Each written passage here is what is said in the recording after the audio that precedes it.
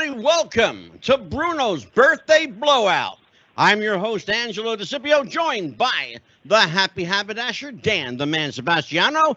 This is Wrestling with the Future with a Twist. Tonight, we're celebrating the life, the legacy, and the memories of the champ. There's only one champ. Any other facsimile is a fake. Right, Nikki? Amen. Amen is right. And tonight, we give a big salute and an amen, and let's remember our boy Bruno. Joining me tonight, the man who literally wrote the book, Sal Corrente. The book is Bruno Sammartino, the autobiography of wrestling's living legend. Joining Sal Corrente is one of Bruno's very best friends from the beginning to the end, Mr. J.J. Dillon, illustrious leader of the Four Horsemen. Also joining us is a lifelong friend and a man who was called his protege. This guy, I actually watched to celebrate Bruno's birthday today by watching Larry Zbyszko get his butt handed to him. Larry, welcome to the show. Thank you. You're quite welcome, brother. And of course, my dear friend Nikita Breznikov. Nikki, how you doing, babe? Always happy to be here, especially on this day with all this great lineup. Man, too much. That's beautiful. What a treat. And last but not least, we have, you talk about a living legend. This guy, truly a living legend. The incomparable Mr. Energizer Bunny himself, the iconic, the legendary Dominic DeNucci. Dominic, how you doing, baby? Oh, no bad, sir. No, we, this morning, actually, when I get up, I look at my book and I saw Bruno's name there, and I said, "Oh my God!" And then I cry. Yeah, well, I remember the last time you were on the show, Dominic. We talked about Bruno a little bit, and I know you got a little emotional back then. It's a hard thing not to get emotional when you talk about Bruno, because he really was kind of the last of the good guys. Probably the last of the real guys in wrestling. Look, we can crisscross things, but find another man like Bruno. Bruno was honest, and he was a good wrestler. He drew a lot of money for Vince McMahon and everything else. Absolutely. But you can't forget a man like that, okay? So. Absolutely. Now you're joined by a lot of our friends tonight, and we all know each other. We've all been here before.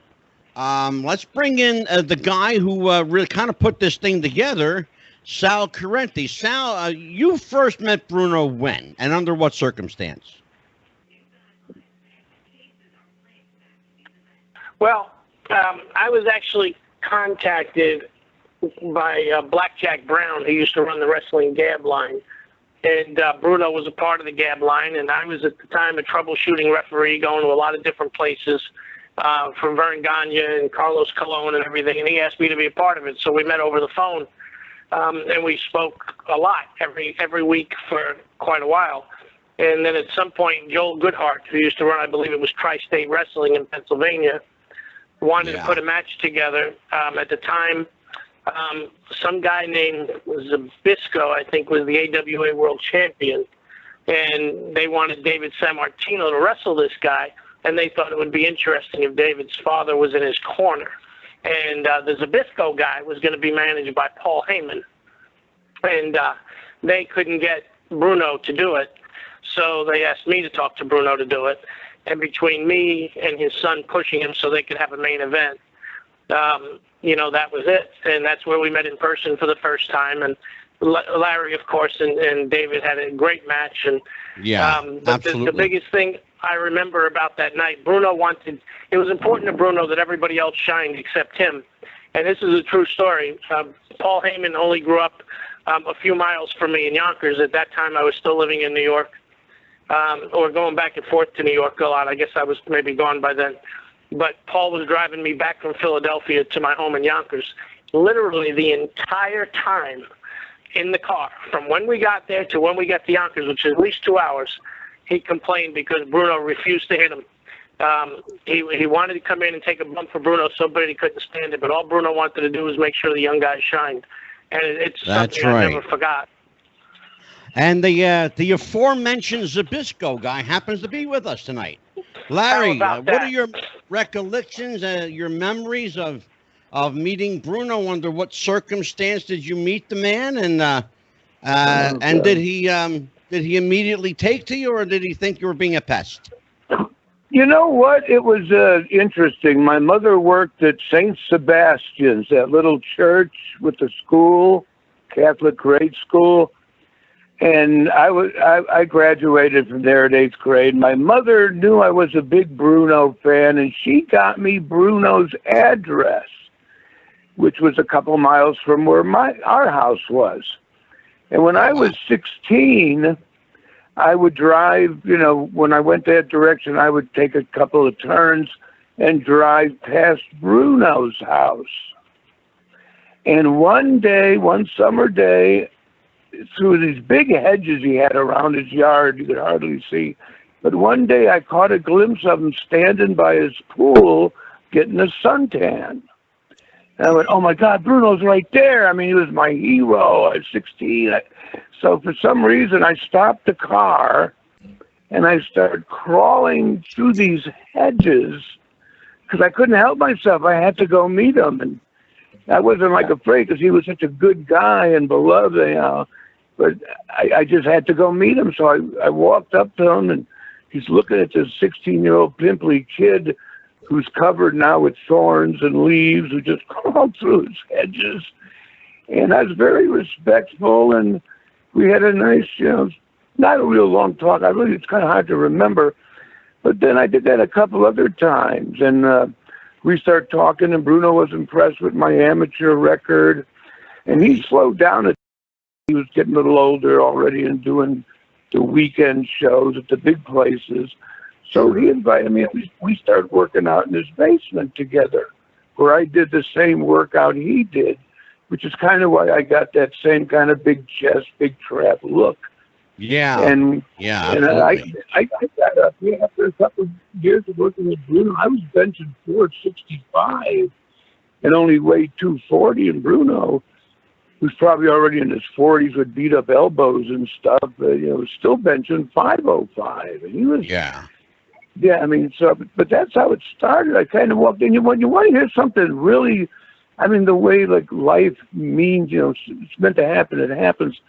At St. Sebastian Church that my mom worked at, when I was 13 years old and we first moved to Pittsburgh, we went to church one day, and I'm sitting in a pew in St. Sebastian's Church, and I look next to me, and I see this big broken nose, this big head, the ears. I'm going, oh my God, I'm sitting next to Bruno. I freaked out. I didn't go to communion because I didn't want to move. I wanted to stay and sit there. and after Mass, I chased him down the road with a Sunday program, and he gave me an autograph. This is before I crawled through the hedges a few years. But my God. So your first meeting of Bruno was breaking and entering into his house, basically. Well, that's the first time I met him and talked, but I met him at church when I was 13. But the weird thing is, that was the first time I ever met him. But when his funeral happened, it was also in St. Sebastian Church. And I was sitting in the pew. So that was the first place I saw him. And that was the exact last place that I was next to Bruno. And it really was an emotional, it was just the strangest meant to be thing. You know what, Larry? That's a great segue into something that happened on this date 21 years ago. Bruno's birthday happens to be the final day that the Gorilla Monsoon was with us. Gorilla Monsoon passed away 21 years ago today. Wow. Talk about strange twist of irony. Yeah. Interesting stuff. There's another guy who has an interesting story about meeting Bruno. And that man is, interestingly enough, you would never think to associate him with Bruno Sammartino because his name is J.J. Dillon, and he is associated with a motley crew of roughnecks called the Four Horsemen. And Dan, why don't we talk a little bit about J.J. Dillon? Where did you first hear the name J.J. associated with Bruno? With Bruno? Yeah. The first time I ever saw those two names together, geez. Honestly, from where I was growing up, we only got the Crockett and Southern wrestling on the tapes. So the Four Horsemen and Bruno were on the cover of all the tapes I used to rent from the video store. You were deprived as a child. J.J. Dillon, welcome back to the show, brother. Walk me through your first meeting with Bruno. How did you become a lifelong friend of this character? Well, I was a fan since I was like 15, 16 years old. I had a fan club back then for Johnny Valentine, and I was born and raised in Trenton, New Jersey, so I went to a lot of the local events in the Northeast. And then I went to attended college. I graduated from Albright College in Reading, Pennsylvania. And while I was in college, Ray Fabiani, who promoted Philadelphia, had a studio, a live studio. Well, it was actually taped, but he had a weekly 1-hour television show that aired on a Saturday, and they taped it on a Wednesday night at the NBC studio on Walnut Street in Philadelphia. And I was friends with a guy in Reading, Pennsylvania that used to go down to Philadelphia, and they had a smaller ring that where they were able to set up on the stage in the basement of the NBC studio. And I would go down to from Reading with the guy and help him set the ring up. And the ring would it was like a small theater in the basement, and the ring would just fit on the stage perfectly, and the hard camera was all the way in the back. It was like a small small theater. And I would just go on and take one of the ring jackets in the corner, wore a white T-shirt, and long story short, the referees each week for the 1-hour show were assigned by the Pennsylvania State Athletic Commission. And one week I'm there, and for whatever the reason, they're ready to tape the show, and no commission referee showed up. And of course, I'd been hanging around for years, and everybody knew who I was by name, and so anyway, they're ready to do the show. They don't have a referee, and they thought, what are we going to do? We got to do the show. We got to tape it and have it. And so they thought, well, who can we get the referee? And they all started looking around, and all the eyes pointed to me, and they said, can you do it? And I just instinctively, from having been a fan all those years, knew that I could referee and knew what the referee's job was. And the only instructions they gave me was that the ring was right up at the edge of the stage, and they had a handheld camera there, but the hard camera was in the back. And they said, so when you're in the ring, you just walk 3 sides of the ring. Do not walk across the front of the ring, which would then be in the shot of the hard camera. So that wasn't too much that I had to worry about. I just would walk three sides around. So Gorilla Monsoon came over from New Jersey, and he would run the show every week.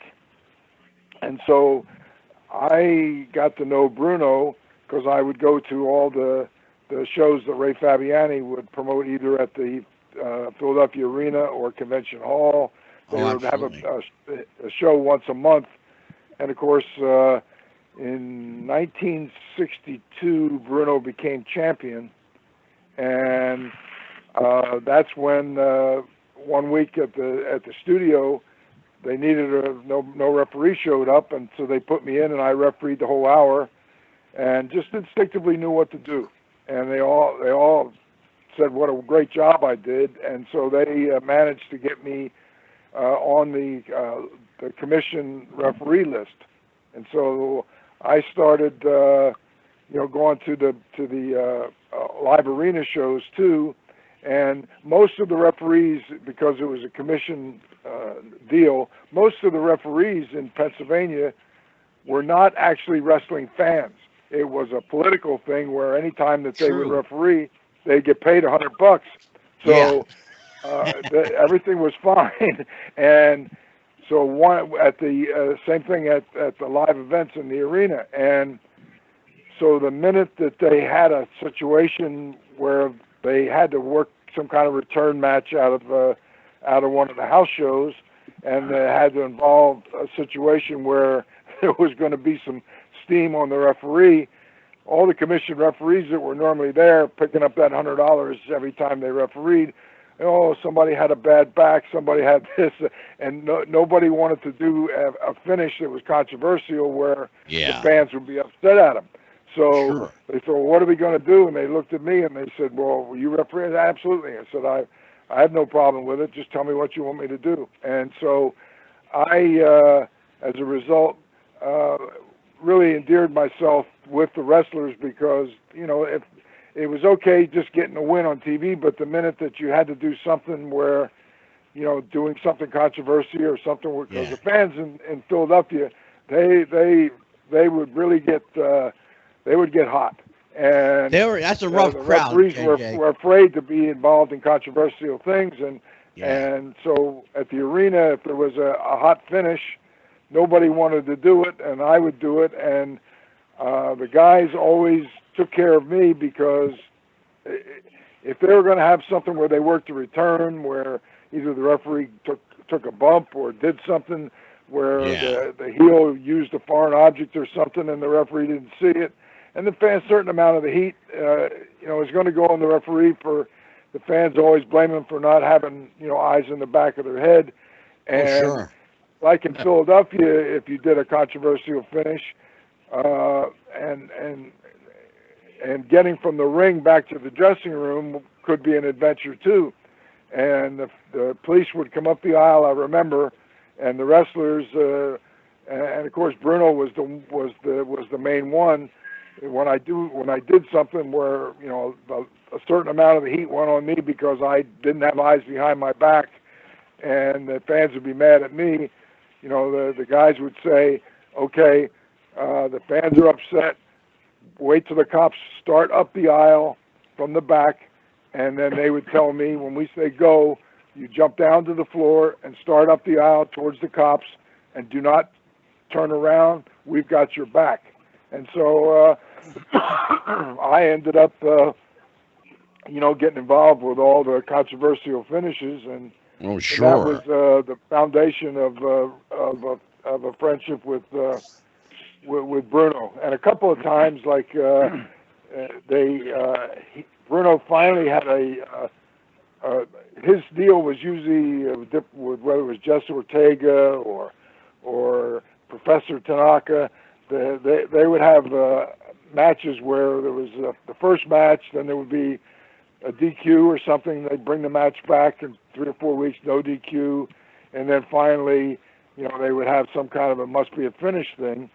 And when it came to Kowalski, they wanted they didn't want to have the thing end in 3 shows because it sold out and they had to turn people away. Yeah, well, I'll tell you what, JJ. Along that same line, the first match I ever saw in my life, my uncle took me to see, it was at the Philadelphia Arena, or 45th and Market. It was Bruno and Killer Kowalski, as a matter of fact. And that was the first time I met Bruno. And that was the night that I met an interesting guy named Spiros Arion. Yeah, I remember him too. I remember Spiros. Yeah, he was an interesting guy. He didn't like kids.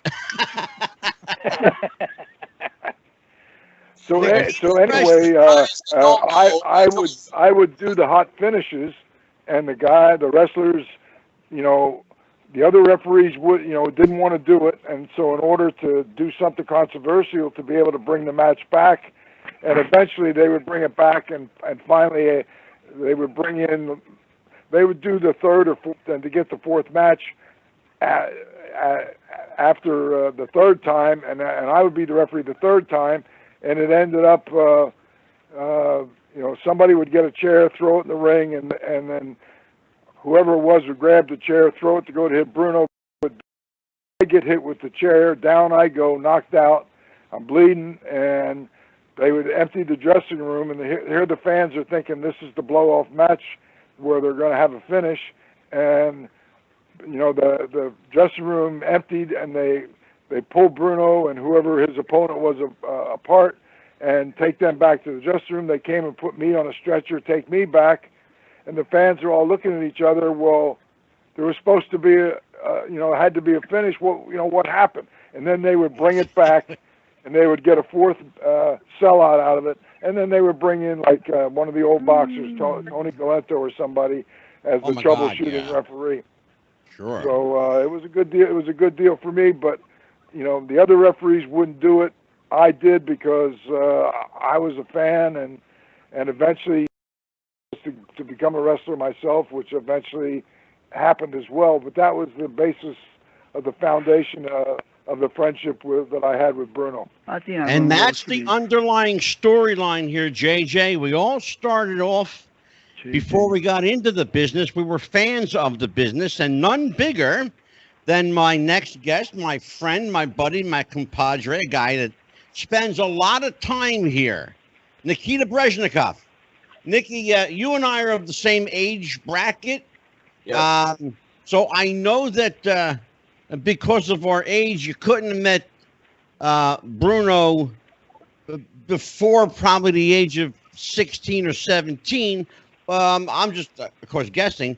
But when did you meet him, and how far into your career or his did you finally meet the guy? Well, let me back up 1 second. What JJ was talking about. We all remember Dick Worley, the Philadelphia referee. Oh my God! Yeah. TV. Dick told me he used to carry a gun for that same reason. He's like, I took the John heat. Stanley was another referee from New Jersey that was very well known. Yes, because Dick said, when I got to get to that car, I'm on my own, and they're blaming me for the title change or whatever happened. So he's like, I was afraid for my life. So yeah, it definitely, the heat was on the refs. But by the way, Nikki, his license plate read TV ref. TV ref. Oh yeah, Dick was. He was a fan, just like you're saying. Everybody started as a fan. For me, but this is JJ, and the show tonight is about Bruno. So I have a Bruno, a couple of Bruno stories, but one in particular where back in those days, because the referees were still assigned by the athletic commission. And you would referee, and at the end of the night, you would get handed $100 cash, which that was a lot of money in those days. And I was a kid in college, so that $100 was, and you're talking about 1962. So wow, you look at what the $100 was back then would be like it's $500, $800, or maybe $1,000 now. Yep. In terms of the value of that $100, and wow. But anyway, I would do the controversial finishes, and I remember with Bruno, I would do something, and then I saw him later in the week. I think I went to Reading, Pennsylvania. They had an outdoor show, and I didn't get assigned as a referee, but I went to the show because I was a fan, and I would go watch anyway. And so Bruno was there. And he pulled me off, and he thanked me for what I did in Philly to get the fourth match out of it. And he said to me, well, I hope they took good care of you. And I said, well, I normally get $100, which is to me is still a lot of money. And they hit me with a chair, and I bled, and they carried me from the ring on a stretcher. And I said they still paid me $100, and I said, I never said anything. I thought, well, this is really kind of something special, I thought, but they gave me the $100 and didn't say anything more. And so Bruno told me, he said, I'm glad you didn't say anything. And he said, do not say anything. Leave it up to me. And what happened then was that Bruno went to Vince McMahon, because they would go every Thursday down to Washington, D.C., to Vince's office, and that's where the guys would get the balance of their money for the rest of the weeks, and that's where they would tape a show from the arena for TV. And so anyway, Bruno goes to Vince McMahon and says, you know, that I had done this great job, and that the referees, well, the commission got $100, and that, you know, I got carried out of the ring on a stretcher, was bleeding, and that they gave me that same $100, and nothing more was said. And Bruno told me to make sure you don't say something, and Bruno then says to Vince, he said, I'm sure that you're going to see that this was taken care of and made right.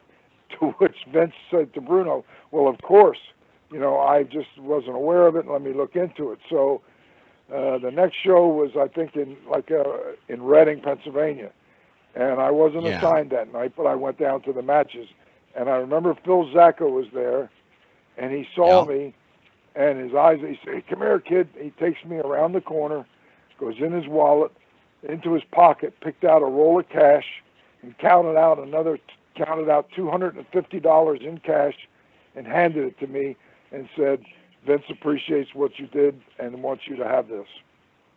And to me, that was like a small fortune. And and again, it was because Bruno Sammartino said, let me take care of this. I'm glad you didn't say anything. He went to Vince, and that's how I got taken care of. And I, not that it was a matter of strictly monetary, Bruno just always treated not just me, but he treated everybody that way. He was. And you know what, JJ, I have a feeling. Didn't have an ego. He was respectful to everybody.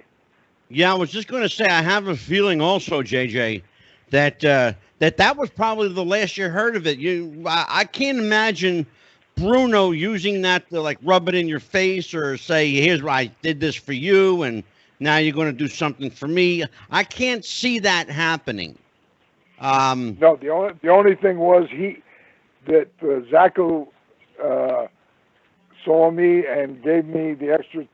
I got the 100 at the show, and he gave me another 250 at the Reading show, which I just was there. Bruno was not on the card that night. The next time I saw Bruno saw me, and he said, has anybody talked to you? And I said, yeah. I said, at the Reading show, Phil Zacco called me over, and I said, and I was given another $250, and I said, that's a lot of money. And he said, were you happy? Were you satisfied with that? I said, satisfied. I said, I can't thank. I said, I know the only reason that happened was because you spoke up, and I heard after that Bruno a lot of times, you know, and this is, you know, I'm hearing it secondhand, but that they would say to Bruno, like Vince McMahon and what, say, well, why did you speak up? He said, you know, you're the champion. We pay you extremely well. And he said, you know, how come you're going to bat for these other guys and speaking up for them? And Bruno, you know, made it like it was no big deal and said because it was the right thing to do. And that tells you everything you need to know about Bruno. Nikita, my friend Nikita Breznikov. Yes. Talk to me, brother. Well, the first time I met Bruno, it was for a Dino Sana show. I think Larry will remember that name. And sounds familiar, yeah. Dino used to run a lot around Pittsburgh, Philadelphia, that area. So I know Dino Sana very well. Do the show in Pittsburgh. So I'm with Nikolai. I'm going to manage him. We go up there. And Nikolai loved Bruno. Nikolai, that was Bruno's idol. And I'm going to say it now. I've said it before, maybe to a few people, but I really believe when Bruno died, that's what led, because then a couple of months later, we lose Nikolai. I think that took a piece of him with him. And that night we meet Bruno, and Bruno's doing the TV commentary with one of Dino Sana's kids. And I said, oh, Bruno, I love you put me over a little bit. He said, don't worry, you know, he did like $1 million. But the other thing I remember the most, before the show started, I could I hear that voice coming down the hall, and it's like, oh man, that's Bruno. I know that voice. Man, you can't forget it. but he went to every new person that was there, every kid, every veteran, shook hands. Yeah. Hi, Bruno Sammartino. He did that with everybody, and it's like that's class right there, man. What were your impressions of this guy? Now here's and Bruno has been described by a lot of people, Nicky, as larger than life. Yes. Now, you know, in fullness, he was like 5'10", maybe 5'11", but you know, a very wide, imposing guy. You know, certainly nobody's pushover. Were you intimidated the first time you met him? Are you respectful? What was All of the above. give me All of open the up the above. mindset of a young Nikita Breznikov back in the day?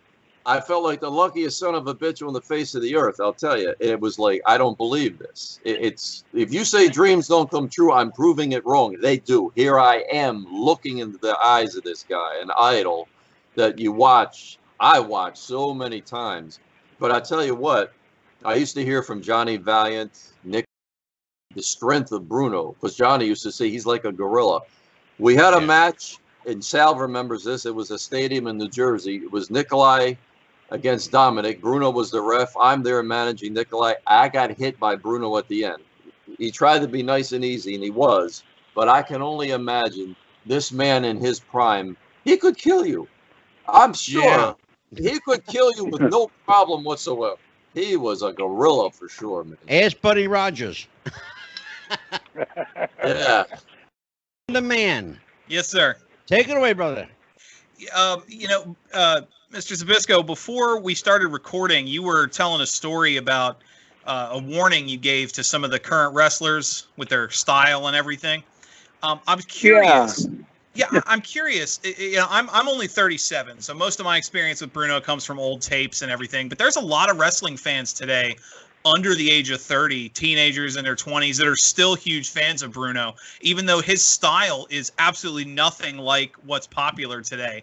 I'm curious, since you were, you know, talking about the comparisons, what is it about Bruno's style, his presence, whatever it is in the ring, that still resonates with fans today, even though it's nothing like anybody that's popular in the current market? Yeah, you know, it's kind of interesting, because I'm surprised how many young people know who I am from that generation. But the thing about Bruno was, when you watched him on TV, he was really a real guy. He was being himself, and the only reason he was such a big star was because, and people have a hard time realizing this today because of the business in the world. People don't realize how truly loved he was. The fans, I mean, really loved Bruno. When Bruno fell down with blood, people in the arena got heart attacks and died. I mean, he was probably the most truly beloved wrestler ever. Well, I'll tell you what, Larry, when you hit him with the chair, I tried to find out where you lived. Oh, people tried to kill me. I mean, I didn't realize, the amount of hate that would come upon me. I mean, wow. That tells me one thing. Let me talk to you about that. The fact that you got so much hate talks about how much he was loved. It had to come from somewhere. It did. People truly loved him. Today on TV, I mean, you say, oh, this guy flies around, this guy, but they don't love the wrestlers today. Like, they don't even say wrestlers, they say performers. But people truly loved Bruno. I mean, it didn't matter if you were an Italian or a, Polak or a black guy, white guy, brown guy, yellow guy, red guy, whatever the hell, he was truly loved. He was truly loved. But Larry, the thing that made that so special was the fact that we watched since 1974, you at his side, and we was like, oh, because I was a kid back then, I'm watching it, I'm enjoying it, and it's like, here's Larry with Bruno, that's great. Then when you turn on him, it's like, man, that son of a bitch, we couldn't believe it. Yeah. And that's what made it 10 times the heat. Hey, Larry, and real quick, the first match you had at the Spectrum, it was March 1st, 1980. What did they estimate? 10,000 were turned away? 10,000 turned away. Oh yeah, I mean, it was amazing. I mean, for those days, records were set. I mean, they raised the prices of the tickets. Thousands were turned away from Shea Stadium. I mean, it was unheard of for the time. And it was, again, how loved Bruno was because he was retired. He was doing the broadcasting. And I knew in my heart, if anybody could get Bruno back in the ring for something, they would be a big star. I mean, and so I took the shot because I was kind of labeled, hey, Bruno's protege, what's his name? And then, it took some time to talk him, but it kind of backfired a little bit because I didn't realize how hated I would be. I mean, but that was what gave me the big break, otherwise, who knows? Larry, I heard a story about you and Bruno conspiring together to put the screws to old man McMahon.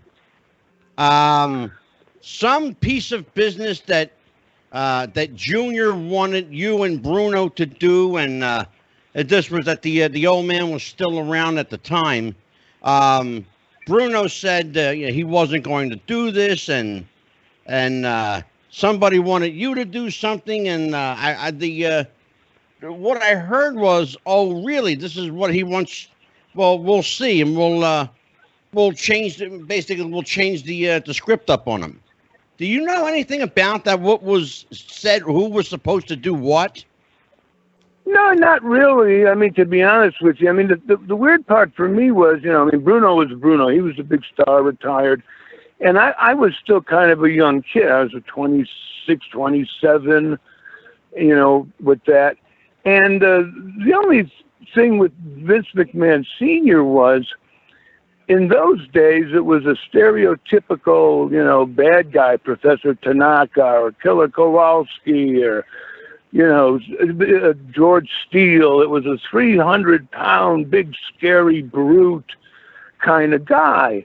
And when I first approached Vince Sr. to, with this idea, Vince was, he didn't see it really happening with me because I wasn't that stereotypical, big, ugly, threat kind of guy. And I couldn't blame Vince at the time because, for some kid to have an idea is one thing, but Vince Sr. was the guy that had to pull out his wallet and his checkbook and rent Shea Stadium and the Garden and all, but so it was a little bit of a headbutting session to get him to go for it because he was taking a chance of, if it didn't work, he'd lose his ass. But Dominic, you still with me? Once you saw how hot it was, Yes. it was great. Yes, I'm here. Yes, sir. Dominic, so you and Bruno both came over from the old country, Italy.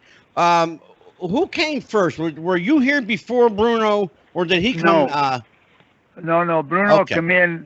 Bruno was young. He was only 6 or 7 years old because he go to school. Because his father came in, he was working somewhere in the mine. And but I came in, I was 18 and a half after the war finished. And Right. in the 40s, 43, 44, 43, we got the soldier, the American soldier, for 9 days in that house because we live in the country, in a farm, Right. And that's when every time the soldier were coming, first to the German and then the American, and as one man speak the language. And then when the American was there, they was playing baseball and not too far away from the house, and they say to me, "Hey, come on, Dominic, go pick up a bottle of wine." And I go around and pick up the wine, and I was talking to him, and I said to him one time, I said, I want to go to America. And he said, well, he said to me, good luck, man, you're too young. I said, well, in a couple of years, I want to do it. And he gave me the number and address, and I still got him now here. In about 3 months later, I started to do the paper. I want to come over. And when I come in and I started to wrestle, amateur, not the professional, amateur, and in Montreal, and then from Montreal, they ship them in Detroit and Cedars, and then Calgary, and then Calgary opened the door for me because from Calgary, I go to San Francisco. Right. And I stay 1 year there. And after that, another place because they took me to go to Australia. Right. Oh, and yeah. Australia with Jim Barnett. Sure. And I stay 1 year, and then me and Kowalski will have to leave because of the ticket. And I go back in San Francisco. My car was in San Francisco for 1 year. So I go back. When I go back to Australia, I another year. Yeah. Because, you know, and the second time, I go back to San Francisco, and the Roy Shire said to me, Dominic, I want to see you. We were doing the television in Sacramento, and he said, I want to talk to you. And I said, private. I said, well, I didn't say anything because I'm going on the television. So he said, Jim Barnett called. But I can't say what he said. Oh, yes, you can. No. Oh, you said, Dominic, No, you said from the first show. I want you to say it now. No, I can't say what you said. Oh, but anyway, so I said to him, I said, what's the matter? And he said, Jim Barnett called me this morning at 2 o'clock, but he used other words. Yeah. And oh, yeah. and he said, Other words. I want Dominic back. So when he told me, I said, well, I just came in. I want to stay here at least a couple of months, 3 months in San Francisco. And he said, do you, the promoter said, do you understand? He wants you to go back this week.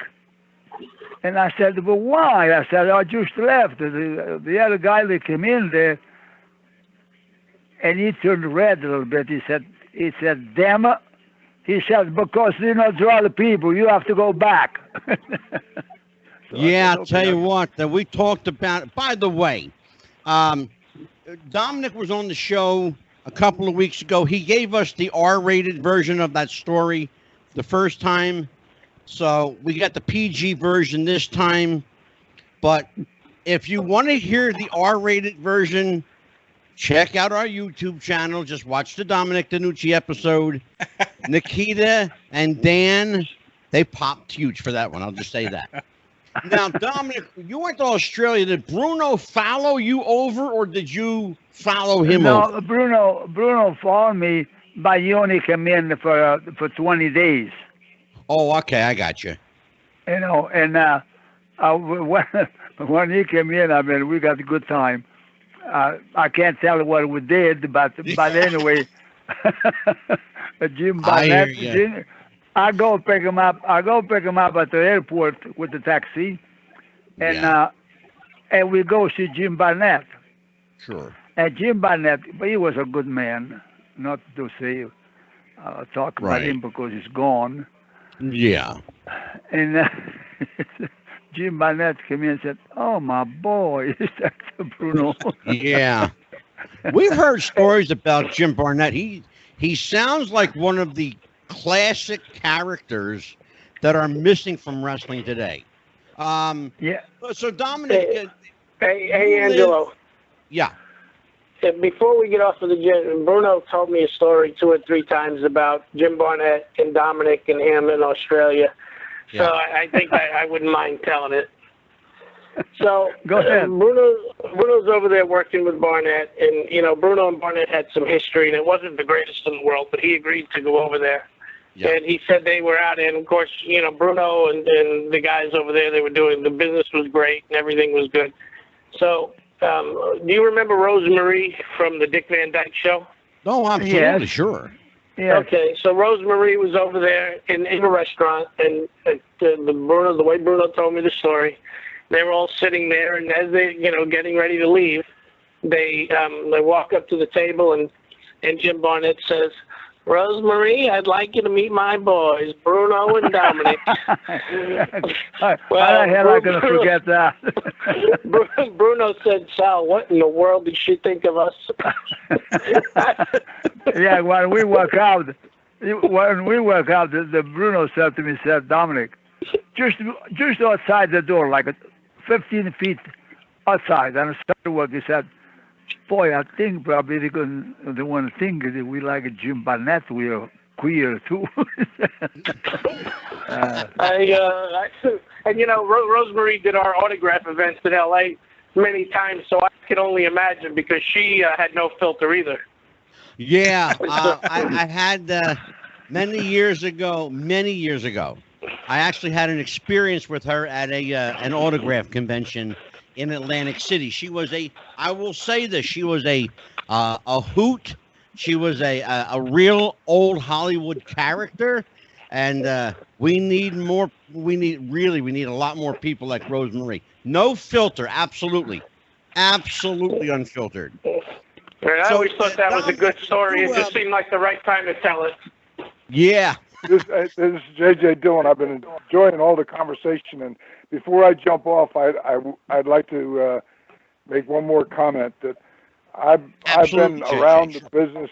I've been around the business for over half a century, and it's a wonderful business that is basically everything that I have in the way of material things I owe to the wrestling businesses of giving me the opportunity to earn a living and to go places in the world like Australia and Japan that I wouldn't have otherwise, in Europe.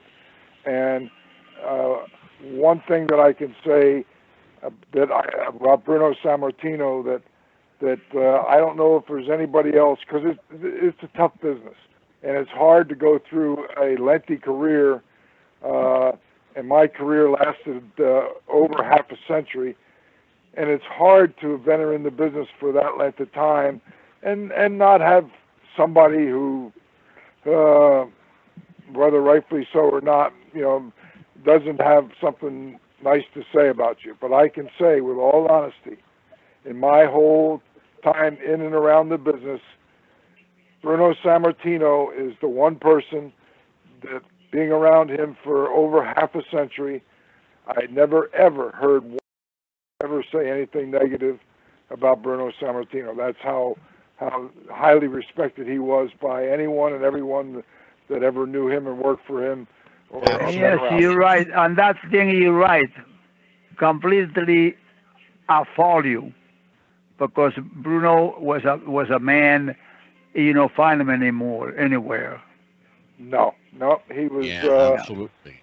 Yeah, he and I remember, back, people in the office, and I'm not, talking negative about Vince McMahon, but I'm told there was a conversation with Vince and Bruno where Vince said to Bruno, "We pay you so well because you're the champion and you've drawn so much money and you deserve everything you get." But you then turn around and come in and go to bat for these guys underneath of you, and kind of questioning why Bruno did that. In other words, here's the biggest, greatest champion we ever had that probably made more money than anybody else, but he cared enough about other people and the guys that were in the dressing room with him that he would go to bat for them. And it got back to him that, that they had a good house and the guys underneath didn't get what Bruno considered to be a fair payday.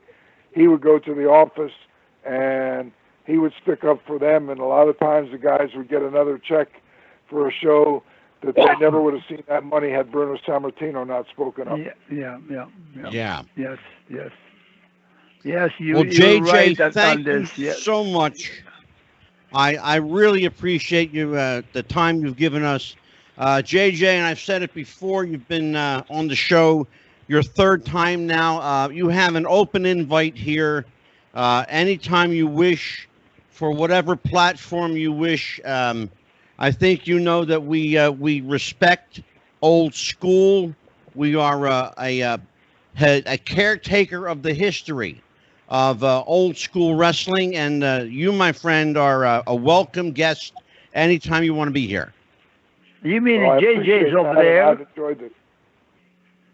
Sir, JJ's Yes, over sir. there? Yes. JJ's He's at home. there. JJ's at home, Dominic. He's not in the studio. He's at home.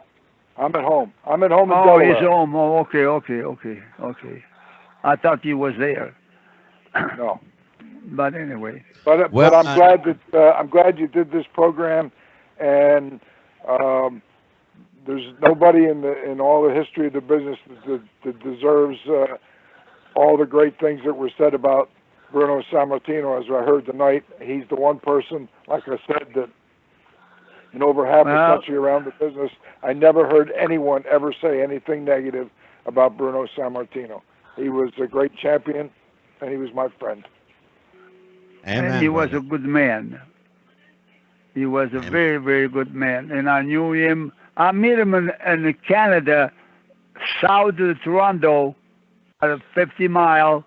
And he said to me, where you come from? And I told him. And I said, how about you? Now, where he lived and where we live, it was roughly about 75 miles. And he said to me, how'd you got over here? I said, what do you mean? On a boat.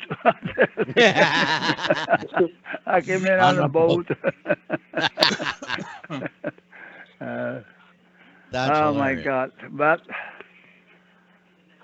Bruno, Well, every morning. JJ, do you have to go, JJ, or can you hang out with us?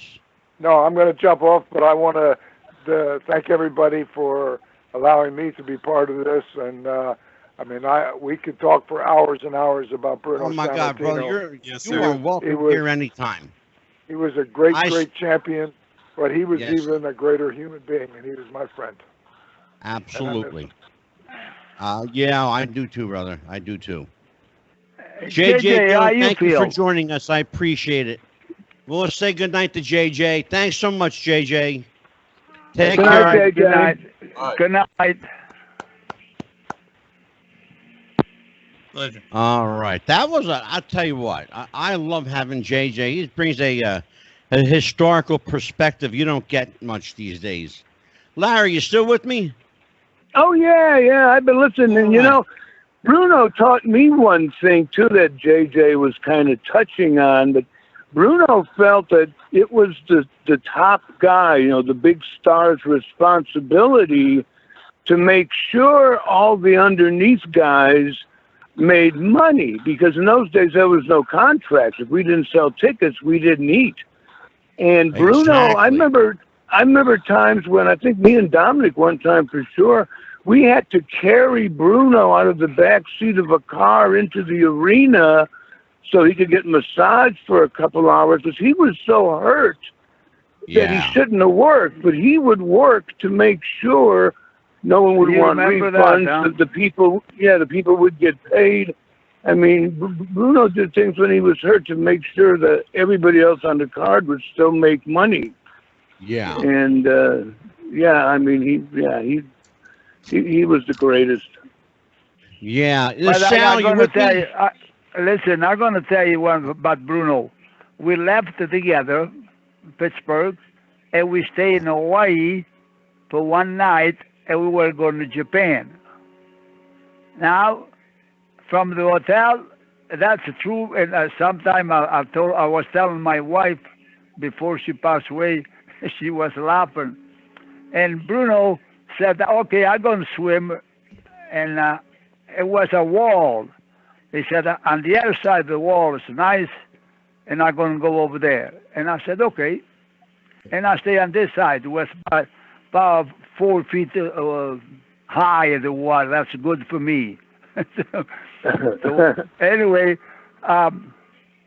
he said that then when I come back, then I'm going to swim a little bit, and then we go have something to eat in the morning. And so I said, okay, now it's a two-way, left and the right. On the way you go up is 7 step, on the way down the 7 step. Now when you come back, you was wet, and you fall down. He fall on his ass all the way down. Oh God! He got pissed off. He said to me, if I was by myself today, I will turn around and go back home to Pittsburgh. And I said, wait a minute. I said, what are you going to say? What are you going to say to the guy over there? You have to call him. What are you going to say? I fall down in the water and I hurt myself? I said, you can't do that. I said, you're stronger than that. But he was bleeding too a little bit. I said, oh, no. my God. I said, no, we're going to go. Yes, sir. And by You wrote the definitive book on Bruno. But my friend Nikita Breznikov and I have a little bone to pick with you. Sure, go ahead. Okay. And Nikki and I talked about this on a show we did about wrestling authors. And the guys telling stories in kayfabe and writing books in kayfabe. Why didn't Bruno's story go beyond what was already known? Because I felt like when I read the book, I had heard it all before. Remember, Nikki, when we were talking about that? Yes. Well, I mean, this is what I can tell you about the history of the books. Of course, the first book, there were a lot of issues with that. First of all, it was very poorly presented, quite honestly. But beyond that, it was told the way Bruno wanted it told. The only reason we even put another book out about 9-10 years ago was because of personal appearances, fans, because the book was completely out of print, fans used to have to pay $75, $80, $90, $100 to get a copy of the book for Bruno to sign at personal appearances. Yeah. The bottom line is, quite honestly, I mean, I had to hear about this all the time, and I just got tired of hearing about it. So I said, Bruno, why don't I see if I can do something about this? So I was able to do something about it, purchased a few of the books at the $100 price, whatever it was, and got some people to scan it into a computer, added a few pages, added a few pictures, and just put the book out just to stop all that price gouging on the book. And Bruno was satisfied. One day I heard Bruno do an interview, and I said, Bruno, you were kind of speaking very openly on this interview. And he said, well, Sal, what do you expect me to do? Everybody else is out there talking and this, that, and the other. He said, I'm not going to look like a jerk. I said, well, then why don't you let me update the book? So, I mean, I don't know what you're comparing it to, but, I mean, quite honestly, I pulled out everything out of the book that treated wrestling like a real competition and replaced it with the stories the way Bruno told them to me. And I absolutely respect that. I'll tell you, as far as interviews are concerned, and I think you might know the interview I'm referring to. Bruno sat down and did about a 3.5-hour interview with Sean Oliver from Kayfabe Commentaries. Probably the most open and honest interview. Still, by the way, mostly in kayfabe, but he told it in a way that seemed more realistic, if that makes any sense to you. One of the things that has been alluded to, everybody say he's such a nice guy, and he really was. That's not fake. That's real. He was a really down-to-earth, nice guy. And I understand the need for him to tell his story without trashing anybody, because, it is his story. But there seemed to be like a concerted effort, And that's the only. Nikki, you know where we're going with this when you and I talked about this. Yeah. Now, in fairness to Sal, it was more about the first book because that was true. Like, come on, it's like Bruno. We know what's going on. The first book was. I mean, there's nothing. And I told Bruno this. I mean, I'm going to be very honest. I said, Bruno, the first book, not necessarily, because keep in mind, guys, 1990, things were different, right? Yeah, it really wasn't what it is. And, of course, the book probably got started 88, 89. But I told him, I said, it's not a good representation of you in any way. I let him know that point blank. But no matter what we think of the book, and there were people who had a negative opinion of it, many had a positive opinion, but there were people who had a negative one. But the most we heard, the complaints about the book were nothing compared to the complaints about the price of getting a book and having, nobody wanted to pay $100 for a book or $75 for a book with a $25 price to have to come to an event and pay another $20, $30 to get an autograph. Sure. And just people, wrestling fans especially complain. I did anything that I did a direction. There was the rewrite of the book that I did not want pulled out, and quite honestly, I'm not sure it needed to be pulled out. Bruno asked me to respect his wishes. I did that. Now, absolutely. I can tell you this. If I had been given free reign to do what I want, there would have been some different stories in the book, etc. Everything in there is accurate. Oh, yeah.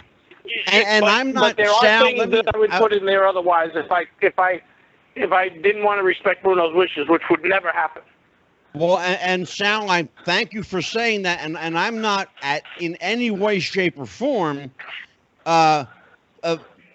putting doubt on the veracity or authenticity of the stories or the truthfulness. I know factually, everything in the book is based in fact. That I know, and largely because you were at the helm. But what I was referring to is Bruno was always, and I think Larry will chime in on this too. Larry, I would love you to chime in on this. Bruno was always very much aware of who he was, and he was always aware of the stories he told. And he always protected not only his brand and his stories, but he also protected his business. Am I being accurate, Larry? Yeah. Oh, that's true. Yeah, I mean, he believed in protecting the business because that's, how everybody made a living. Was protecting the business. Angelo, this is not the first time you can go down this road. Bruno used to wear suits all the time. There was an entirely different process. Eventually, Bruno got tired of seeing everybody else coming out dressed any way they wanted to, and he said, "So I'm not dressing in suits anymore. This is crazy." He said, "What am I doing? Everybody else is out there in blue jeans, shirts." He said, "What do I?" He said, "I'm going to look presentable, but I'm not getting in suits anymore." And, which is an interesting story about that. When Bruno was the world champion, he carried himself like a world champion around the country. I'm sure Larry would agree with that. And one day Vince McMahon said, "Hey, it's great the way you dress in a three-piece suit, especially, you're talking in the 60s and everything." He said, "You look like a champion." He said, "Hey, Vince, let me ask you a question. Do I look like a world champion sitting in the tourist section of the plane?" And he said that was the very last time that he was ever in the tourist section. From then on, he flew first class all the time. Well, Sal, even to the point when I heard, I don't know if it was you that I heard tell the story, Sal, or whether it was someone else, but just to validate what you're saying, my understanding, I'm trying to remember who the hell told it. It might have been you, or for all I know, it might have been Bruno himself that said it. But he actually went out, and if you know the story, he actually went out and bought a Rolls Royce. That's a true story. Do you know the? Okay, can you tell the story, please? Well, I don't know the details, but he's definitely discussed with me about about buying the Rolls Royce, and he felt that it really did a great job representing, that wrestling was a great occupation. And, look, in those days, athletes didn't make a ton of money. Bruno told me that him and Willie Mays and Mickey Mantle in the 60s were the three highest paid athletes in the world. Okay, yes, and I remember you saying that. And Nikki, that's do you reasonable to remember- believe, right? Yeah, no, I remember you telling that story before. You're absolutely right. Mickey Mantle, Willie Mays, and Bruno were the 3 highest paid athletes in the country. In those days, football players were making what, $10,000 a year for whatever it was. It was little bits of money. Yeah, They had jobs in the off season. Yes. Yep. but I saw a photo today of that Rolls Royce, Bruno wearing a suit, signing autographs for people surrounding his car. Larry, did you ever get to ride in that car? Yeah, I rode in the Rolls, and I'll tell you a funny story. Because the Rolls had a cassette player, you know, those old cassettes, Oh, yeah. the 8-tracks, the old 8-track players. Oh, my God. And Bruno he only had one 8-track, and it was the Italian opera guy, Pavarotti, or whoever the big Italian opera guy was. Yeah. And Luciano everywhere we Pavarotti. went, Bruno would play that same, 8-track. So I snuck in his garage one day, and I pulled it out because I had an 8-track that looked the same, but it was Bachman Turner Overdrive. Oh, my God. So we get in the car when we take off, and Bruno puts on the radio, and instead of some operas going, taking care of business, da, da, da, and Bruno's going, what the hell's wrong with this thing? And he doesn't know how to work it. He's pushing buttons and turning stuff. Pretty soon I'm laughing my ass off, and he goes, what the hell? He finally pulls it out and looks at it. He goes, oh, you asshole, and he throws it out the window. And then I gave him back. I gave him back his opera tape. That is hilarious. Oh, my God. Nikita, you wrote the book When It Was Real. Yes, sir. Let's talk about when it was real, my friend. Let's talk about when it was real. Let's talk about the reality of Bruno getting cracked over the head with a chair by our friend Mr. Zbyszko and what that did to a young Nikita Breznikov. Before we get to that part, Uh-oh. and why we're all here tonight, it was the legitimacy of Bruno that made us believe. Even though, people would talk shit about what wrestling was, everybody had their own friggin' opinion. We believed because of sincerity. You can't make anybody love. You can't make fans love somebody, whether it's a singer, an athlete, an actor. You either do or you don't. And when you look at Bruno, that's why I think Pedro had so much problem. How the hell are you going to follow that? Yeah, Pedro was good with the Hispanics. That was wonderful. But when you took him out of New York and maybe a little bit of Philadelphia, he wasn't going to do anything in Boston. Baltimore was more of a Bobo town. And, was Pedro overshadowed by Bruno? Was it too much too soon? It was too much. Yeah, it is. How are you going to follow that? Billy Graham was great because it was giving like Larry and Tony Garea and Chief title matches. And I think you could probably say that Bruno wrestled Graham, especially at the Spectrum. They, again, turn away crowds because people wanted to see that bastard, Superstar Graham, who stole that belt, get beat. And That was look, Andy. It boils down to this for me, and I'm just going to speak very, very bluntly. Bruno is the only guy that I'm aware of in this industry to not only give up the title, but threaten to walk out the door if they didn't take it away from him. As Larry indicated, he was very beat up and very hurt. The first run around, and these rings of today are much different. They were working in boxing rings his first loop around. When he came back out of retirement at some point, felt like the rings were trampolines, and he basically told the guys in the back, if I had rings like this, he said, I would have been champion for 20 years. And they had him working in all the B clubs and so forth. So he gives up the title twice, and facts are facts. It's just plain and simple. When all these other guys were champions, you would find Bruno many times, not only Bruno, but many times you would find Bruno added to the card as a special bonus attraction. When Bruno was a champion, you didn't see special bonus attractions. And when the old man and the kid got on the plane and flew to Pittsburgh to ask Bruno to come back, it wasn't because they were turning people away at the gate. it was because they felt they had a problem. I mean, I don't care what anybody tells me. Yeah. The McMahons are not going to get on a plane and fly to Pittsburgh and ask a guy to come out of retirement who is not asking to come back. He's busy all around the world working his own schedule. And Larry, I don't know what you think about what I just said, but that's my take on it. And the numbers and the wrestling cards and everything else, I think, support everything that I'm saying. I don't care who thought who was popular. When it's all said and done, those are the facts.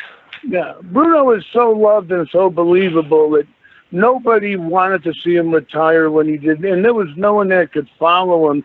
And the McMahons, plus their partners, Phil and them, I mean, without Bruno selling out all the big clubs, they weren't making any money. So they were kind of in a panic. You know, can you see Bob Backlund following Bruno? Well, I want to explore too, Larry. I want to explore that a little bit. Let's try, before I do though, I want to just, and maybe Sal, you might have the answer. I know Nikki may have the answer. I've got 2 dates over here for Bruno's last match. One of them, provided to me by Nikita Breznikov, is part of my artwork tonight behind me. The Meadowlands in New Jersey. Nikki, would tell me the date on that and what the circumstances of that. October the 4th, 1981, against George Steele. That was when Bruno really retired. And then, you know, everything else came about years later. He's trying to help the son and all that other stuff. So that it was kind of like, you know, Sal will tell better than anybody. I don't think Bruno's heart was really 100% in it, but he did it. Yeah. But his real retirement was then, 1981. It's like, boom. Hey, without and Sal, I'm hearing that there was another date that's being touted about as Bruno's final, and that is a match with of all people, Hulk Hogan, if you can believe that. In Baltimore. Yeah. Oh, did that happen? Well, it was a tag match, Bruno and Hulk Hogan, and I think against the One Man Gang, maybe and John Studd. I'm not positive right off the top of my head. I do think the One Man Gang was a part of it. What happened? Well, first of all, in the Meadowlands, Bruno had promised that he would help to open the Meadowlands, and you know the bottom line, like all construction, it was delayed pretty significantly. But Bruno gave his word, so he hung around, and then when he left there, he got on a plane. Went to Japan for 10 days. When he got there, he found out instead of wrestling Baba, he was going to tag with Baba. As far as this other thing, this is the way it goes. I believe they were in Houston the night before. And Bruno, they were supposedly going to Baltimore to film something. Well, what happened is they never told Bruno he was booked. So when I they heard landed, that story, yeah. Yeah, when they landed, Gino told them what was going on. And because they figured, you know, Bruno and Gino were pretty close, and so they figured he would be the one to break the news. And he told them, he said, look, Gino, I'm going to do this thing. He said, but I'm telling you, it doesn't matter what it is. Do not book me. I will not be there. This is it. Tonight's the night. And that was it.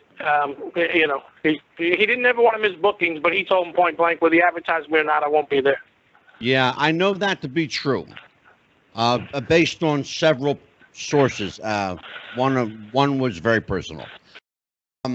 So, Nikki, yes, you've got. Oh, by the way, before we get to you, Nikki, Dan the man, you've been very quiet. I want to turn it over to you for a little bit.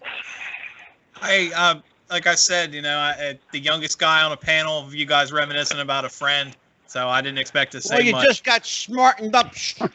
Well, no, it's stuff like this. I mean, I've been a fan of wrestling my whole life. And hearing all the the real stories, you don't get that anywhere else but from experience and people who were there.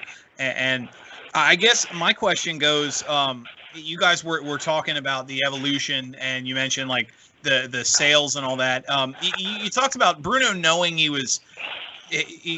Angelo, you can vouch for this. We've had this question before when we were talking to like Karen McDaniel and some of those types, where a lot of people that are famous they can't wrap their head around exactly how big they are. I mean, based on ticket sales, you know what, Dan? That's numbers, a really good point. That's a really good point.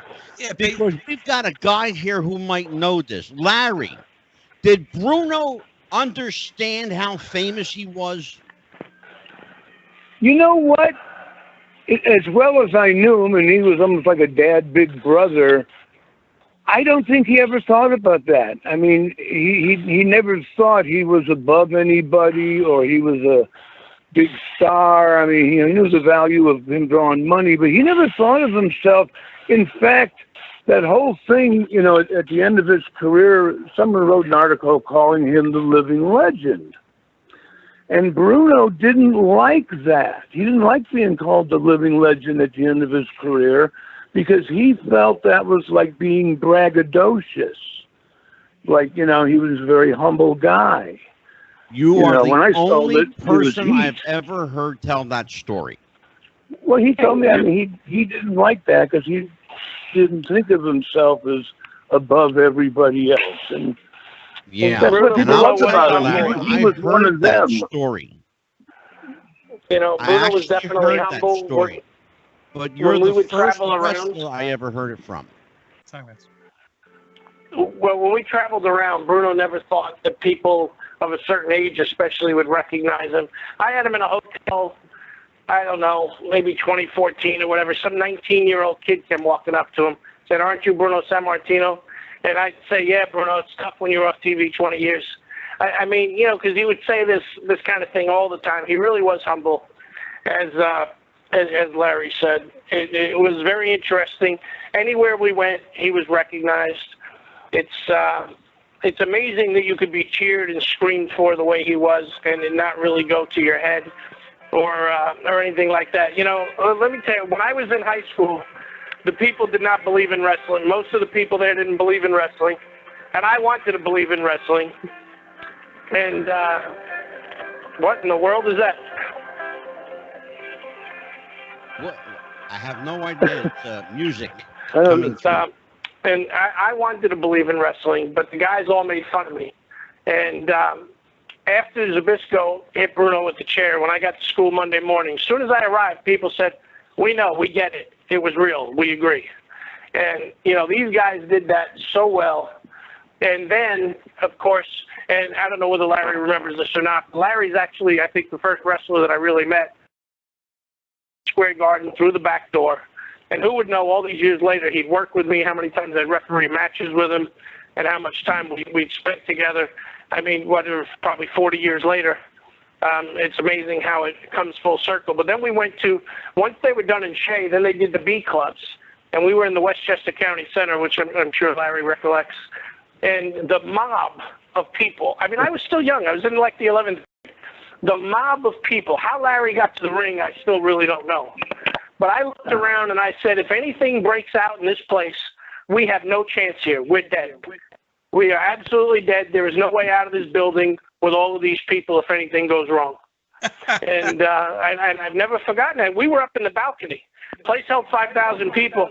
It was a mob scene. Watching Larry and Bruno get to the ring was unbelievable. That's how hot this thing was. All the matches in the Garden, Shea Stadium, then all the B clubs.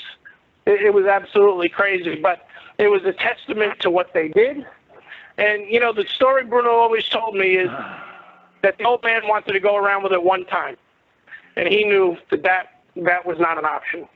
He knew that this thing could work. And look, Larry Zbyszko's is a great heel. Are you there, sir? Yes. Huh? Dominic, did you wake up? Everybody's here. No, I don't wake up. I listen to you guys. I'm tired to hold the thing in my hands. Well, I'll tell you what. Well, why don't we do this, Dominic? Let me say good night to you. Okay. Call me when you know I have a 10 guy there, because that makes me tired. To listen. You know. I'll tell you what, Dominic. I will give you a call tomorrow. Thank you for joining us. Okay. All right. All right, my friend. God bless. Good night, Good night, Dom. So I want to tell one more Larry Zbyszko story here. Angelo, you're still there, right? Yes, sir. Yes, sir. All right. So I used to drive up and down the road with Sting every now and then. And it was about 1989. Larry was, I believe, the Western States Heritage Champion. I was refereeing a lot of his matches, and I was trying to explain to Sting, a guy who came from the West Coast, didn't really understand what happened on the East Coast. He'd heard about the angle, but in his mind, it was not that big of a deal anymore. It had been 9 years ago, etc. And I said, Steve, you don't really know what you're talking about on this. I'm just telling you. When we get to that Civic Center in Philadelphia tonight, these people are going to drive him nuts. And, of course, the people are screaming. It's an NWA show. Bruno's nowhere to be seen. And these people are screaming, Bruno, Bruno, Bruno. And eventually Larry would go down the ringside and grab the mic and say, Bruno sucks. And the people would just go nuts. And I would tell Bruno the stories later on, and he just laughed his ass off. But I was trying to explain, here it is 9 years later, and Larry's in a different company. Bruno's name is not even really discussed, and they're out there screaming for him. I mean, do you understand that the idea that an angle carried forward 9 years? And I went to Sting after the match, and I said, Steve, you heard, right? Yeah. I mean, you couldn't miss it anyway. The whole thing was just crazy. But that was the power. You don't hear that today. An angle is 9 years over. The guys had 10 angles by then. It's finished. This angle was probably the hottest angle in the Northeast, if not the hottest angle, certainly of the modern times. Some things in the 50s and 60s. Oh, no question about it, Sal. Absolutely. It was absolutely mind-blowing. And I don't know that I ever told Larry that story, but that's a true story, and I won't forget it because Sting was just trying to convince me, Sal, I understand what it was, but it was a long time ago. It's over. I said, no, it's not really over. No. And, you know, quite honestly, there were times there was talk about bringing Bruno and Larry back. When the NWA was not drawing in the Meadowlands, to my understanding, there was discussion about it. And Bruno was willing to do it. And it never happened. And I asked some questions. Believe me, I asked questions. And, of course, nobody wants to take responsibility. But my personal belief is that if they had done what Bruno wanted, put Larry on TV, give Bruno 4 weeks of television, these guys at the time were drawing maybe 4,000, 5,000, 6,000 people into the Meadowlands. My personal belief is they sell the place out, hands down. And sometimes I don't know that somebody would have wanted that success. Right, because you're going in there with all your big guns. Here's a guy who's working your mid-card with a guy who's been retired for 8 or 9 years, and they're going to sell the place out. And something tells me that success would have not been very welcome. No, I hear you, brother. You hit the nail on the head, Sal. They don't want that. They don't want you to remember. They want you to take today's bullshit that they shove down people's throats. They didn't want that. Yeah, well, that's a, you know what, Nikki, that's a subject for another show, revisionist history. Yes, but talking about one thing about the great Bruno, one thing you can never take away. Here's a guy that gets broken neck. April 26th of 1976. 2 months later, June 26th, he's wrestling and saves the company. If he didn't come back, that debacle with Ali and Inoki, it would have destroyed the company. Horrible. Sal, you had the book, and I believe that's true. If he didn't come back, he would have folded. Me and Bruno discussed this story so many times I can't even tell you. The doctor hung up on the old man. Eventually, they got Bruno on the phone. There was a lot that went on there. Bruno got to the arena. He gave Hansen nothing. He couldn't, because any movement whatsoever to his neck could have put him in very serious jeopardy. Yeah, absolutely. The next day he got back on the plane. It was a long time before he saw Hansen again. He apologized. But to be honest with you, the way Bruno tells the story, and I'll confirm it with Stan next time I talk to him, which should be very soon. At the time, Stan had the biggest payoff he ever had in the business, so he really didn't care what Bruno did.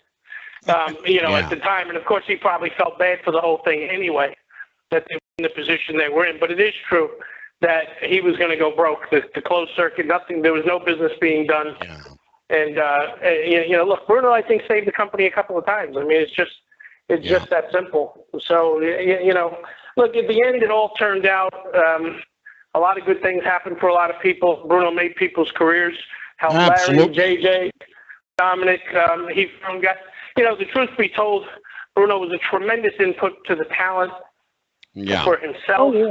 And all kinds of things like that. And but he had to see something in you. Yeah. Like, you know, he when he wanted to bring Bobby Duncan in, the old man said, Bruno, I never heard of this guy. So what's the difference, Vince? I have. I saw the guy once. Sure. We can make money with this guy. Let's bring him in. So Yeah. he would do it. But Bruno said one thing. He said, Sal, they listen to a couple of your suggestions. If they fail, they ain't listening to you no more. The only reason they kept listening to me because what I kept telling them was working. Yeah. That's Well, true. Sal, I'll tell you what, brother. There's probably another book in you somewhere. But tonight, I have to say goodnight to you. Thank you, my friend, for joining us. No worries. We're Nikki and I are going to have you back on. We're going to bring you on for our a show that I do with Nikita called The Writer's Room. And our last guest went over swimmingly well. That was Scott Teal. And so we'll line up maybe Sal Corrente. How about it, Nikki? What do you think? Absolutely. Have Do you to do think we it. can Sal convince this is guy to come back on? Yes. Sure. Whenever you guys want, Larry. It's always good visiting with you. Hopefully, we'll cross paths in person soon. Oh yeah. No, it's fun Saturday. Yeah, anytime, Sal. Let me know. All righty. You guys take it easy. Thank you, and Sal. I'll give you a holler. Appreciate you. Thank you. Thank you, sir. Thank you very much. You're welcome. Good night, Bye-bye. brother. Take care. I'll tell you what, that guy has been so generous with his time. Absolutely. So it's just Sal's a good guy, yeah. just us girls here, Lar.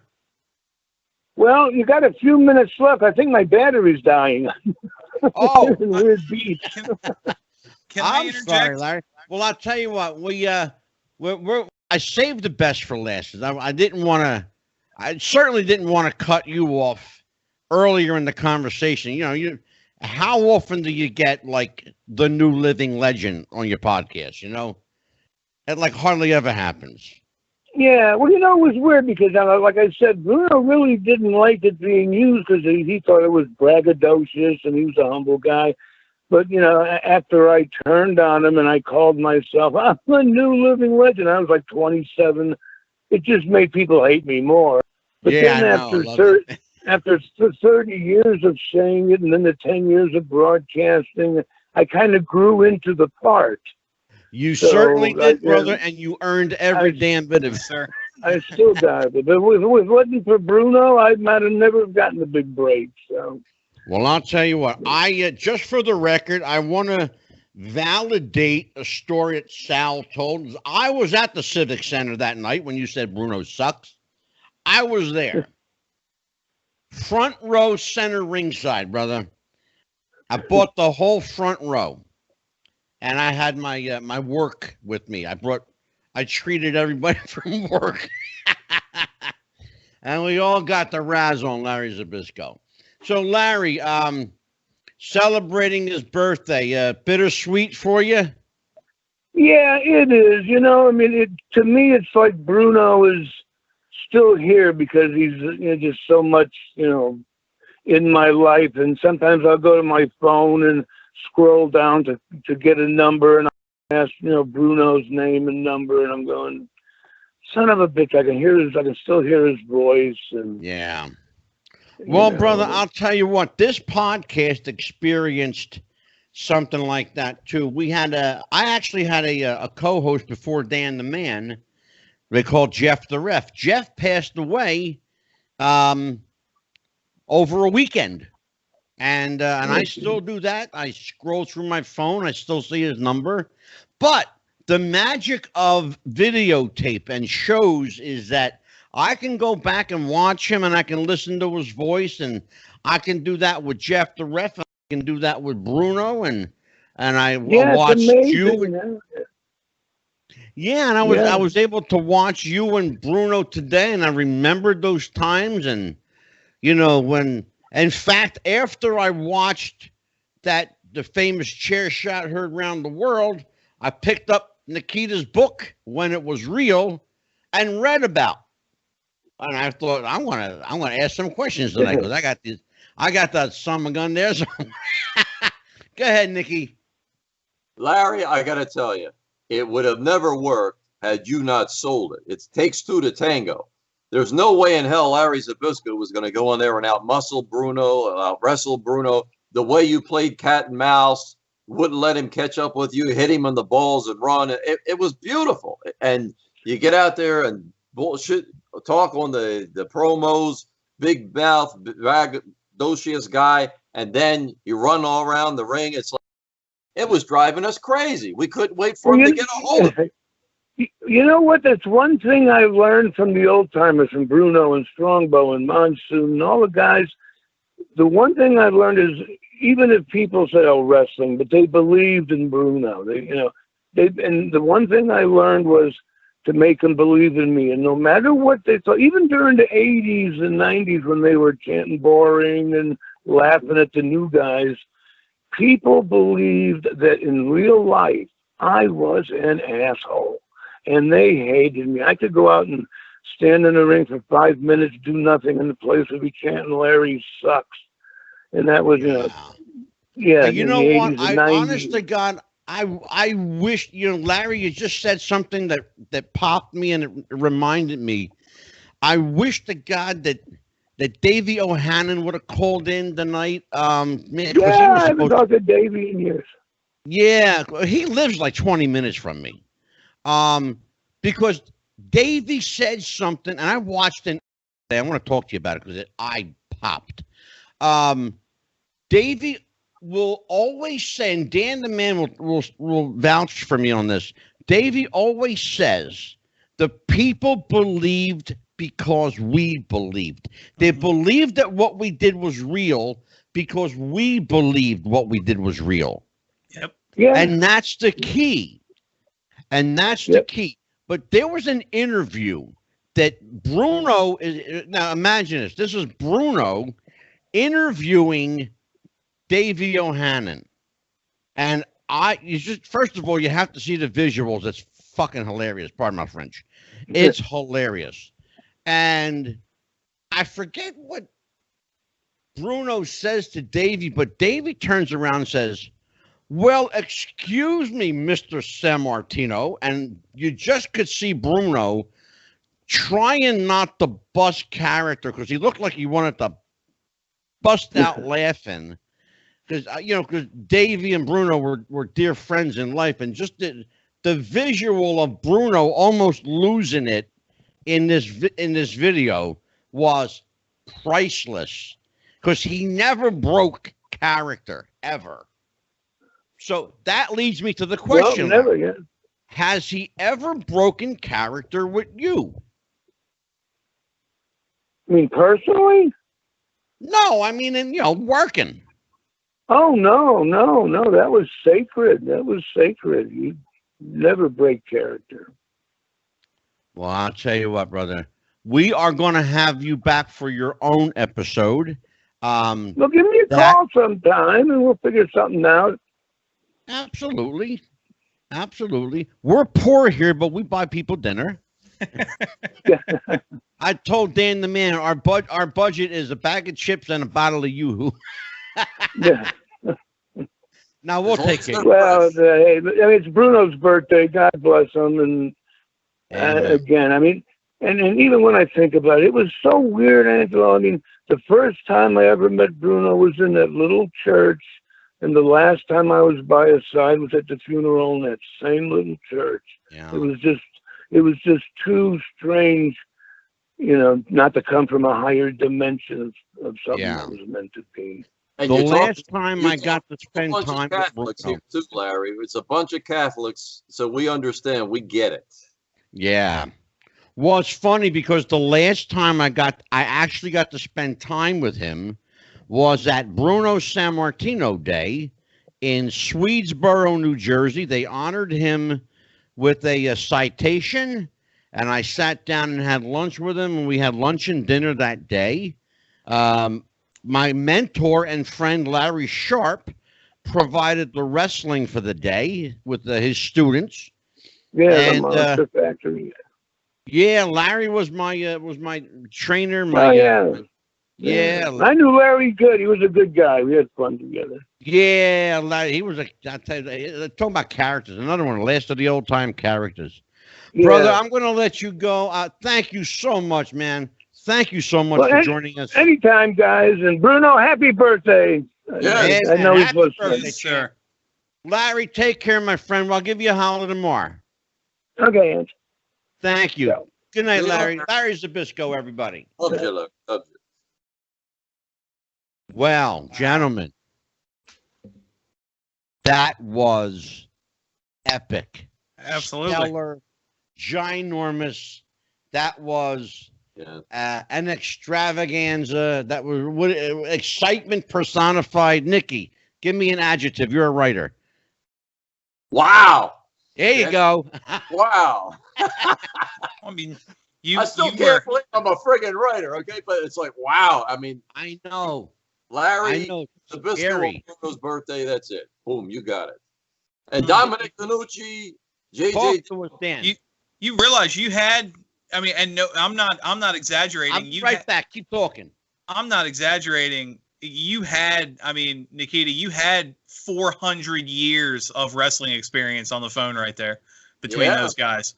Without a doubt. And that's, I mean, some of the biggest names in the history of the business, and every one of them either got into wrestling or started loving wrestling or became a fan because of the same person. It's, you know, I hate not to sound like I'm going to get off topic, but it reminds me of, oh, look, there's the book. It reminds me of. I had to go get Nikki's book. Oh, thank you, Ed.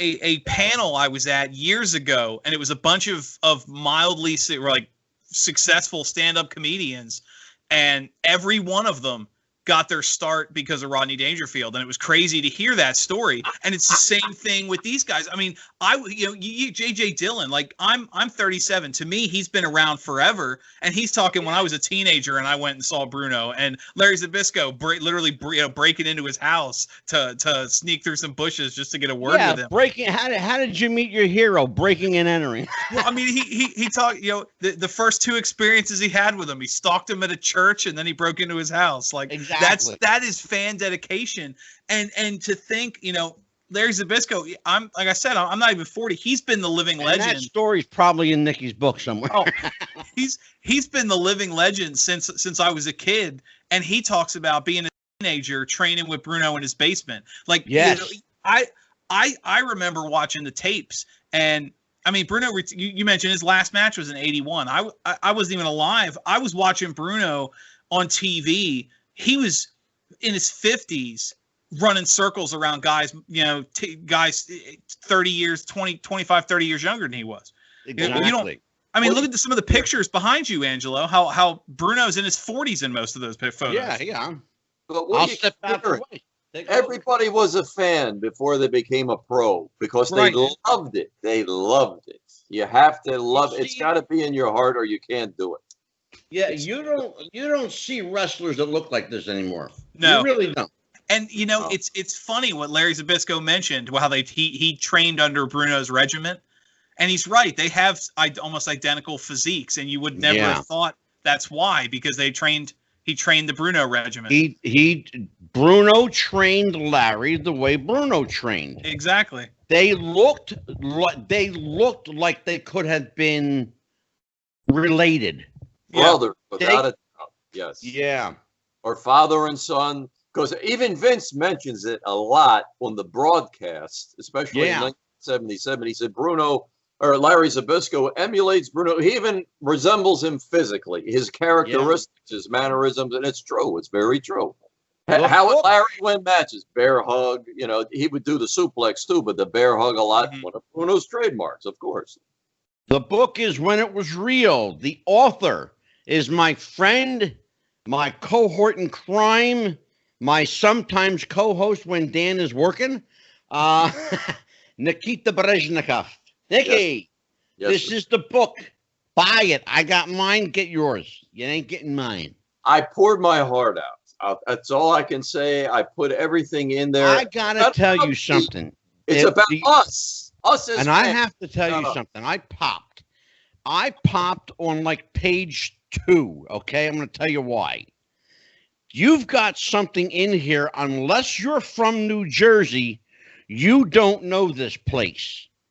I lived my childhood in this building, the Cherry Hill Arena. Ah, there you go. Okay, now let me tell everybody what the Cherry Hill Arena was.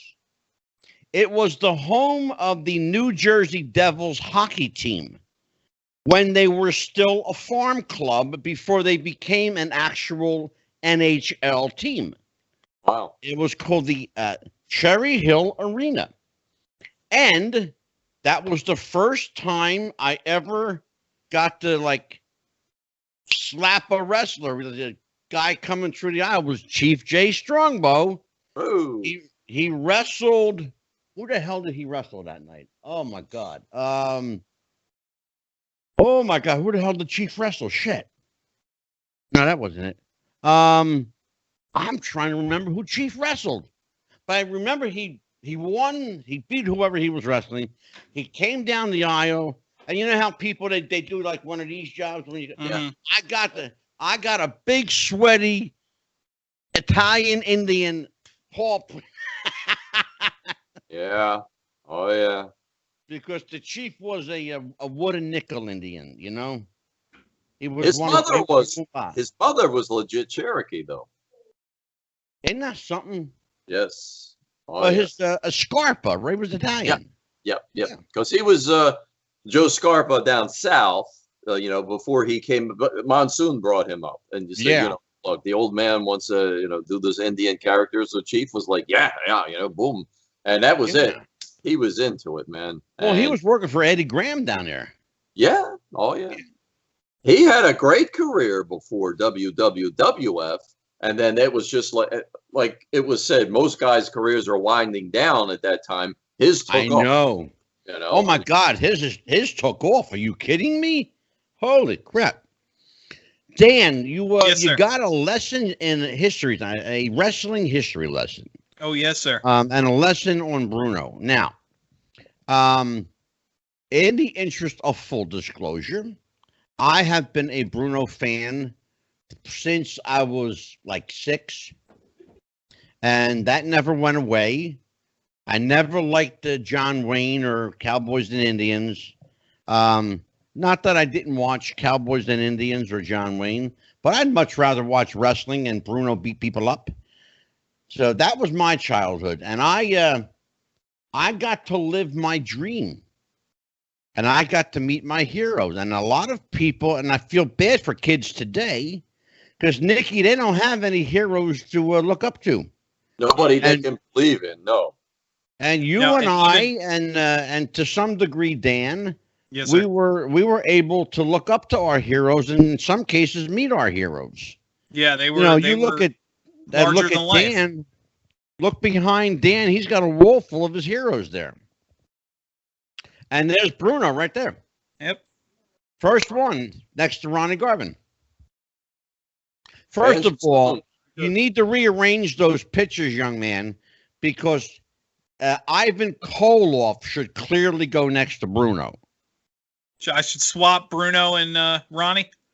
You got it. Bruno stays on the end because that's the leadership position. Yeah, that's why I put him on the Ronnie first. Garvin over, put Ivan Koloff side by side with Bruno. Put Ronnie Garvin over where Greg Valentine is. Okay. On the opposite end. Okay? Gotcha. That's good. I know. You do that, I'm happy. You're not as big a fan of the Garvin brothers as I was growing up. There you go. Or the Garvin boys, I should say, not the brothers. Excuse me.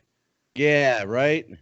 I don't think we had as much of a taste of them, like, of course, the Northeast had up until Hulkamania. I mean, the Northeast ruled, and of course, Bruno ruled, so that was it. So then, Backlund, can Backlund carry for Bruno? No, but he's a separate entity. He's his kind of a person.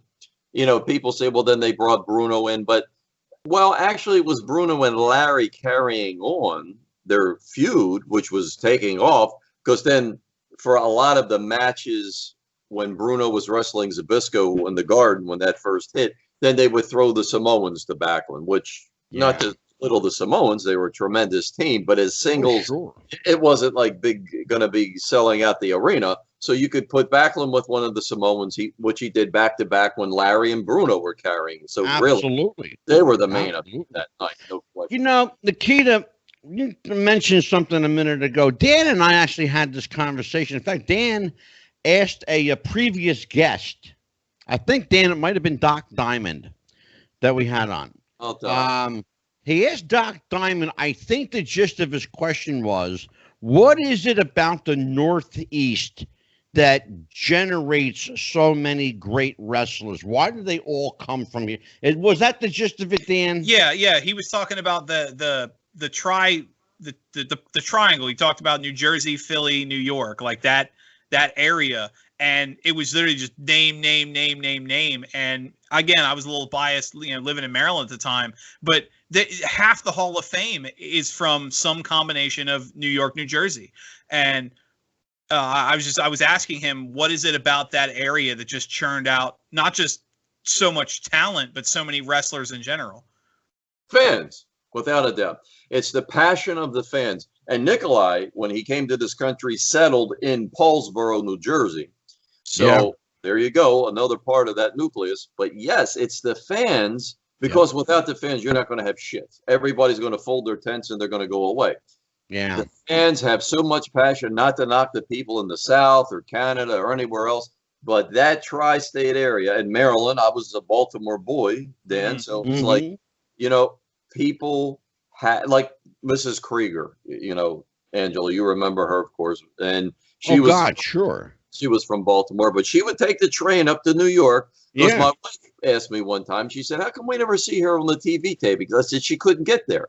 There was no train to Philadelphia. And then what the hell is she going to do to get to Market Street? But New York, she could take the train. Straight up. Yeah, go right out to the Garden. So it's right there. So she did not miss that. Yeah. And the passion of the fans is what drives. And again, like I said, everybody was a fan before they became I shouldn't say everybody, but I'm going to say 99% were wrestling fans before they became pros. And that just carries on, and that emotion's just going to pour out of you. And you've got a winning combination. Now, Dan, did you hear what Nikki just said? Now, remember something that superstar Bill Dundee told us, and you were surprised for him to validate this. And Nikki, I was telling our young squire here about a woman, an old lady, that was front and center at every Memphis Mid-South wrestling show. Like clockwork, she was there every Monday night. Now, we had superstar Bill Dundee on the show, and he remembered, and Dan got a lesson in these old school characters that used to be fans, part of the fan, the Marks Brigade. Right. What I guess, is that still a thing now, Marks? Or are we you're right. Now? I think about it as like as a Redskins fan. We had the Hogs. They weren't affiliated with the team, but they were as big a character on the sidelines as watching Riggins and those guys play. And that's where Nikki's going. Is some of these fans became celebrities. It was crazy. Absolutely. Now, see, give you another example, Nikki. I'll give you a perfect example. The Hat Guy from ECW. Yeah, I've wrestled against Hat Guy. Oh, I love him. I love John. He's a great guy. John's a character. Yes, he is. He and his partner Waikushi wrestled Nikolai and I several times for Dino Sana. But with Mrs. Krieger, a lot of so-called know-it-alls say, "Oh, she was paid to be in the audience." It's like, are you a simple son of a bitch? You lucky the promoters pay the friggin' boys. They ain't gonna pay some old lady to sit at ringside. That's great. It's spontaneous, but they sure as hell ain't gonna give her a dime to do that. It's like that's a sideshow. They don't give a shit about that. It happened naturally. She was not paid. Yeah. Good, Dan. No, I mean it's crazy to think like you don't kind of get those characters, not in the fandom anymore. And you talk about earlier you had mentioned looking up to wrestlers and being fans. I think the current product, John Cena kind of became a model citizen of sorts with his involvement with the Make-A-Wish Foundation. He's got the record by hundreds of visits. And even that's like, oh, Make-A-Wish, he's a good guy, he's doing charity. It's still not the same. It's still not that broad spectrum reverence. I mean, but wait a minute. Wait a minute. Rocky Johnson was involved in that back in 1983, but he didn't get the big fanfare. He was right. Well, that's Make-A-Wish. That's what I was going to get to, is if you look at the list, the top 10 from Make-A-Wish, half of them are wrestlers. Most of the people over 200 are wrestlers. But you also, I mean, you think back, like, you grab somebody off the street, even if they're not a wrestling fan. Oh, wrestling. That's that thing that Bruno Sammartino guy does. You ask a random person on the street who John Cena is, they couldn't pick him out of a lineup with a gun to their head half the time. Not to say he's not a star, but he doesn't have that across the world appeal. There was a point with ticket sales, with numbers. Here's the problem. Go ahead. Here's the biggest, and I'm gonna validate what you're saying, but I'm going to tell you why. I'm going to tell you the reason they couldn't pick John Cena out. He's unrecognizable, out of his element. You put him in a ring, and he's recognizable. Okay. Very good. He's recognizable. You take John Cena out of his element and, send him down a street corner, Main Street, USA, any city, right? You would be hard-pressed to find 20 people who could say, oh, that's John Cena, the WWE wrestler. Very good. But back in the day, send Bruno Sammartino down the street, everyone could pick him out. Everyone. They knew he was a wrestler because he looked like a wrestler. And that's validated because he couldn't go anywhere without being mobbed. He couldn't go to the grocery store. Exactly. But the other thing, Nikki, is look at him. He looked like, you said it yourself, he looked like a gorilla. Yes. A very dear friend of mine, Scott Wilson, said he was watching Bruno sign autographs outside of Long Island's Nassau County Coliseum.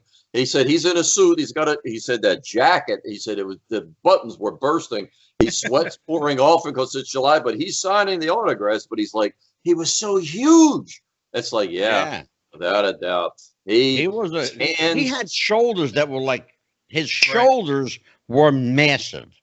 And the reason I speak with tears, he gave his body. His hands were all gnarled up at the end. His ears, his nose. I mean, it's like this guy gave everything he had to the business. Yeah. And Sal pointed out something critically important. They had boxing matches. They were taking flat back bumps on boxing matches, canvases. Yeah. Okay. Those boxing rings, they didn't have any center spring. They were flat. Yeah, they weren't designed to fall on. Ask Davey. That's exactly right. They cursed the Baltimore Civic Center. They said that was a slab of cement. That was horrible. Please don't. Yeah, well, I got news for you. No, thank you. The two rings, and Dan and I have heard this before on the show.